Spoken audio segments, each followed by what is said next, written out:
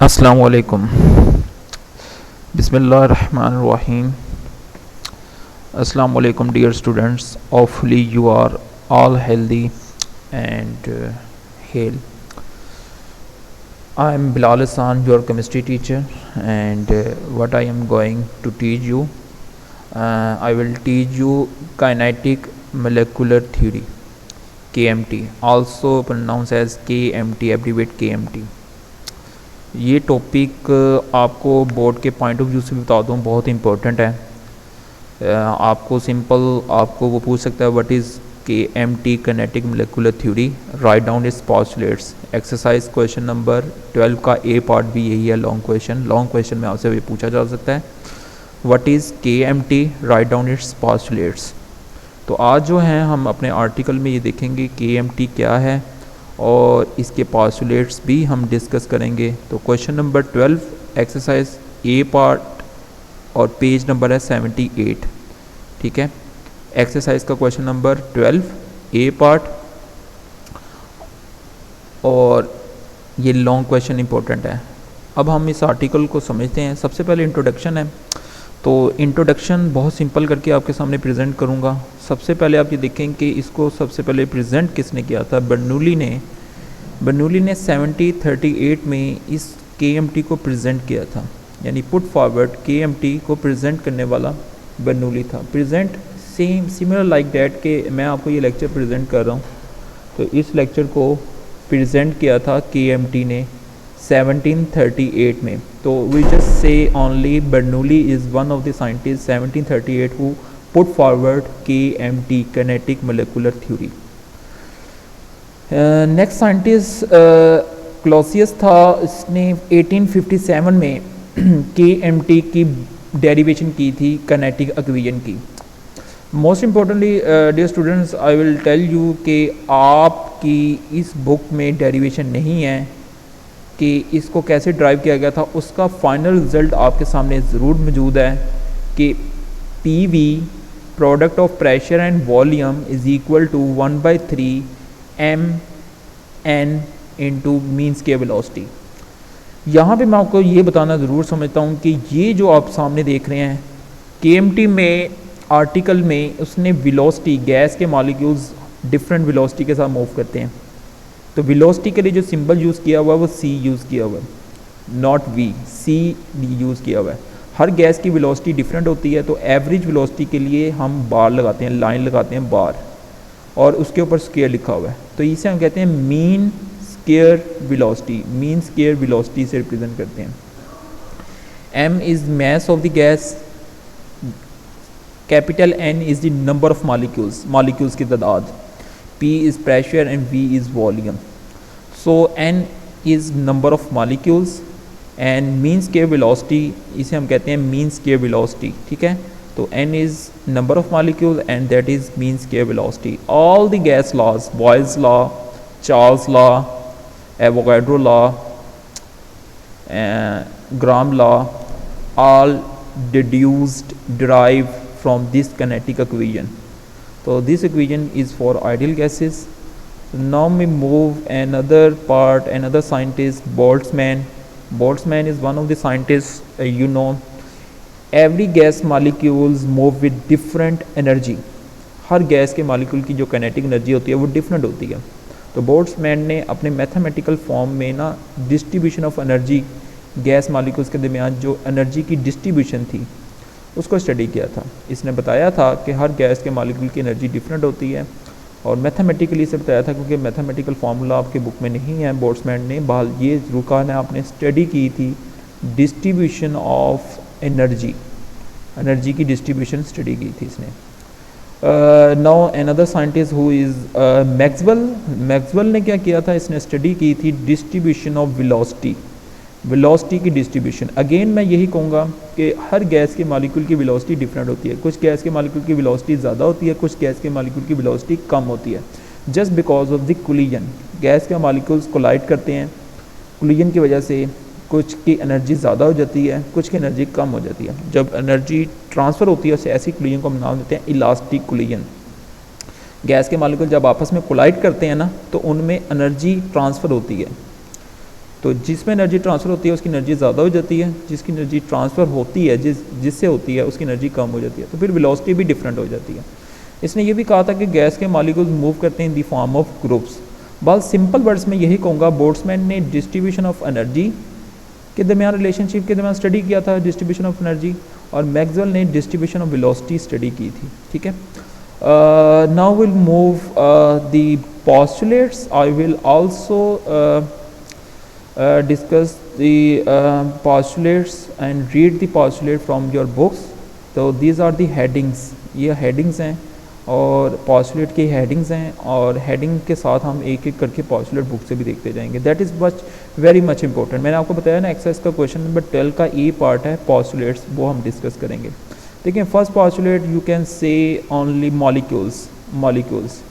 देखिए बर्नौली ने जब इस KMT को प्रेजेंट किया था उसने सबसे पहला पॉस्टुलेट लिखा था कि हर गैस के molecules small number of particles पे कंसिस्ट करता है, टाइनी पार्टिकल्स पे कंसिस्ट करता है। आपको पता है एटम इज़ टू स्मॉल कि उससे तो आम आंख से देखना तो पॉसिबल नहीं है, हम आप उसे ऑर्डिनरी माइक्रोस्कोप से भी देख सकते हैं।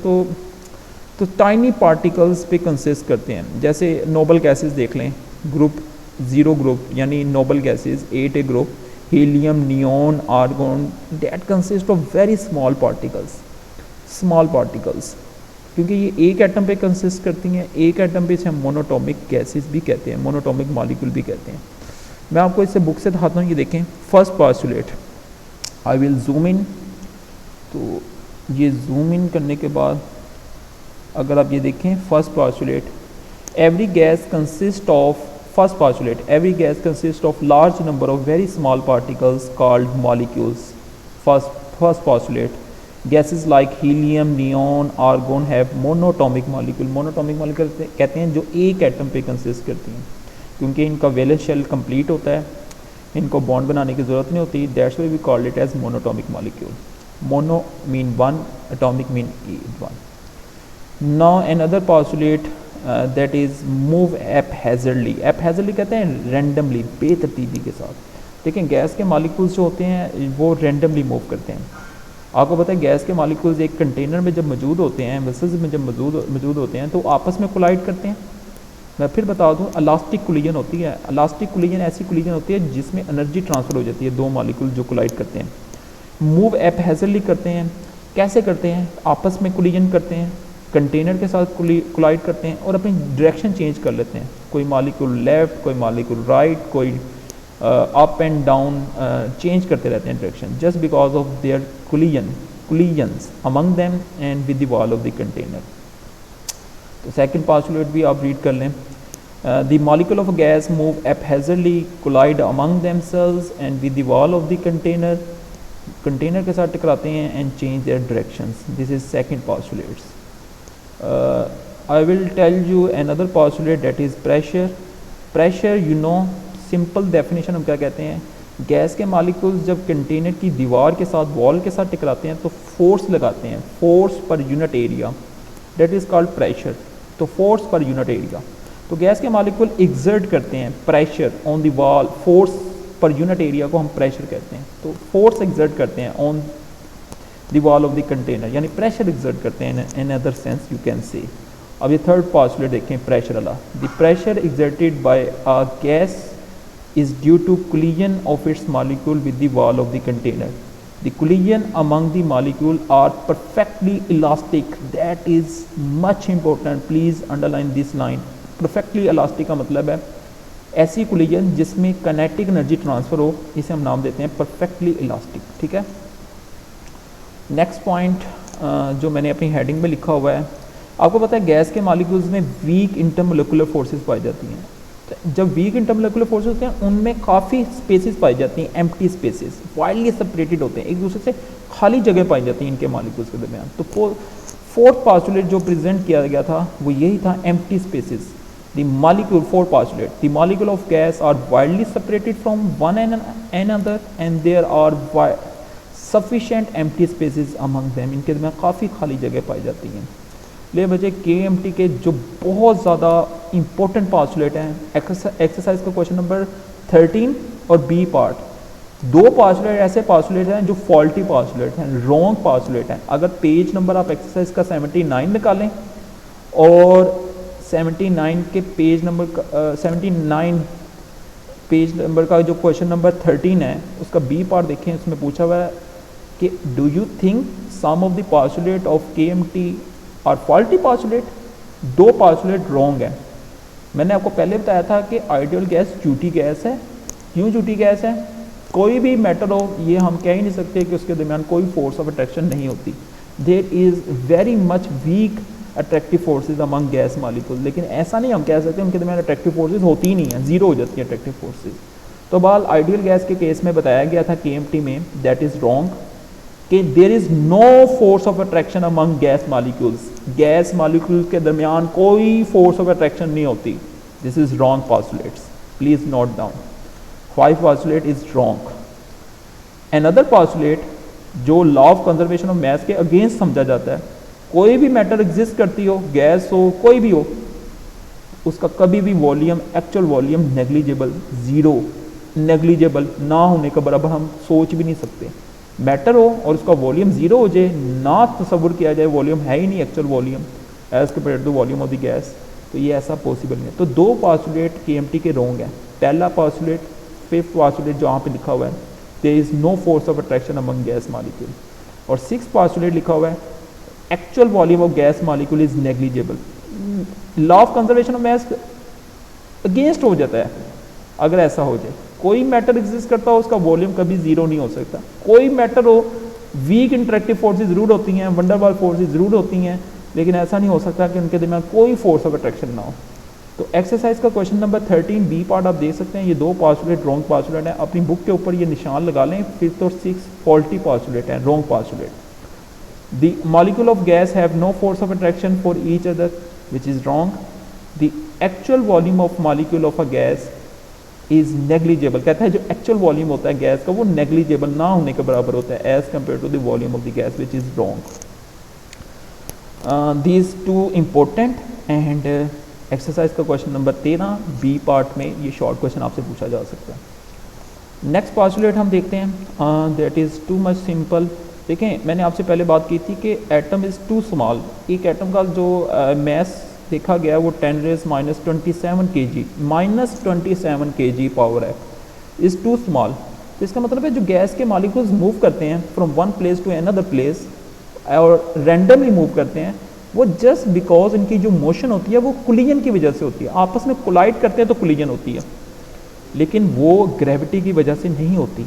There is no role of gravity in the motion of the gas molecules. Gas molecules में ग्रेविटी का कोई रोल नहीं होता। और लास्ट पास्टुलेट जो है वो यही है कि काइनेटिक एनर्जी डायरेक्टली प्रोपोर्शनल है एब्सोल्यूट टेम्परेचर के, यानी आप टेम्परेचर ज़्यादा करते जाएंगे गैस के मॉलिक्यूल्स की काइनेटिक एनर्जी भी ज़्यादा होती जाएगी। तो ये जो आर्टिकल है आपका, मैंने आपके सामने प्रेजेंट किया है, ये आप के 8 postulates that I will discuss with you, यहाँ तक मैंने आपसे ये डिस्कस किया है। इंशाल्लाह इसका जो अगला पार्ट है वो आपको प्रेजेंट करूँगा अपने सेकंड पार्ट लेक्चर में। तो आज का लेक्चर से इतना ही है। ओके, अल्लाह हाफिज़।